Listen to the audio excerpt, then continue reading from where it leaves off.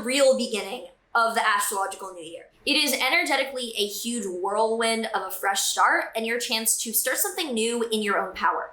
So if you're excited to dive into what we can expect this April 2024 in the collective astrology, make sure that you like, subscribe, and hit that notification bell so that you are always up to date with what the stars have in store for you. If you're new here, hi, I'm Maren. I make videos about astrology, and I also make music, which you can check out on Spotify or Apple Music and wherever you listen. And I also do readings and courses in astrology below, so if you are interested in any of those things, they will be linked in the description. So we start out the month on a really beautiful note. Venus is going to be conjunct Neptune in Pisces. So Venus is love and pleasure, and Neptune is spiritual beauty or higher level transcendence. The two together is like the higher and lower octave of beauty or pleasure combined. This is an amazing beginning for relationships, love, harmony, art. It is just this like aphrodisiac euphoria combination, and Venus does very well in Pisces, so this is great. Then on the 5th, Venus will enter Aries. Venus entering Aries is more about danger and the self when it comes to values and thinking about what you want and what will make you feel good rather than, thinking about other people quite as much. And then on the 8th, the most important event maybe of the entire year is the total solar eclipse in Aries. And there will be a full video on this that you can watch as well if you have not already seen it. But total solar eclipse is a huge burst of new energy. And with it being in Aries, the first sign of the zodiac, this is a huge energetic push towards something new and independent and in your own self-centered personal power that is probably very vulnerable and a little bit touchy for you to even try, because this is exactly conjunct Chiron, which is an asteroid of vulnerability, of being triggered or sensitive.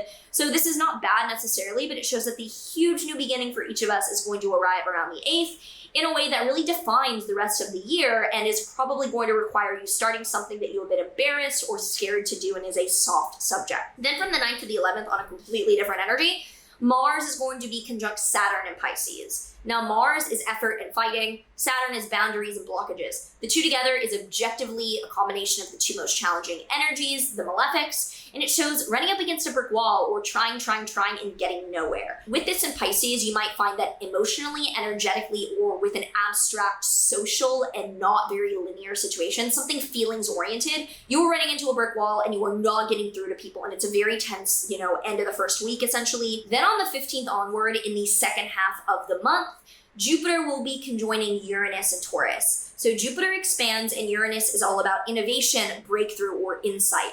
This is a time of electrifying innovation, of breakthroughs in the world, in technology, and in our personal lives. So second half of this month is probably the biggest time for breakthroughs of innovation and disruption in a really positive way in our lives, so watch out for that. And then on the 19th, Mercury will conjoin Venus in Aries. This is a great day for communication, for receiving good news, and for doing something that requires, being socially smooth or asking for something. On the 19th, the Sun enters Taurus, which will give a more grounded, stable Earth sign energy to the rest of the month.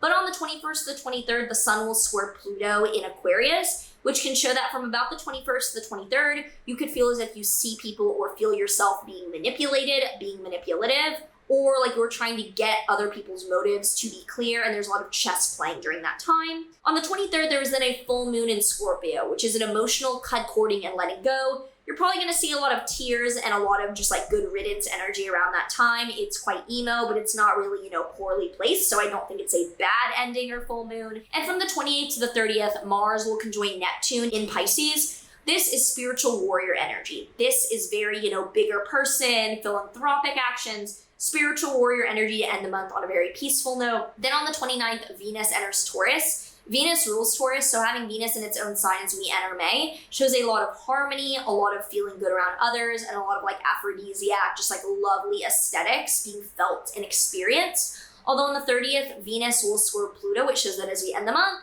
you could feel as if your relationships are being manipulated or there's an undercurrent of dishonesty and paranoia going on in your relationships. And on the 30th, Mars enters Aries. Mars rules Aries, so Mars being in Aries is awesome go-getter, really like on the ball, work hard, be courageous energy as we enter May.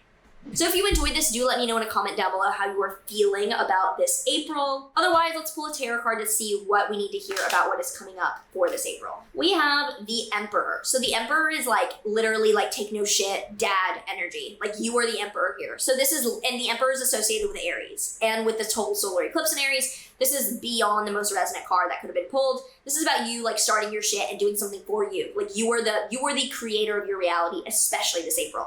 If you enjoyed this, do leave me a comment down below saying what you were looking forward to or anything that you're not looking forward to this April. Also, please subscribe and like this video if you do not already usually do that, because it does help out in the algorithms. But yeah, I will see you next month.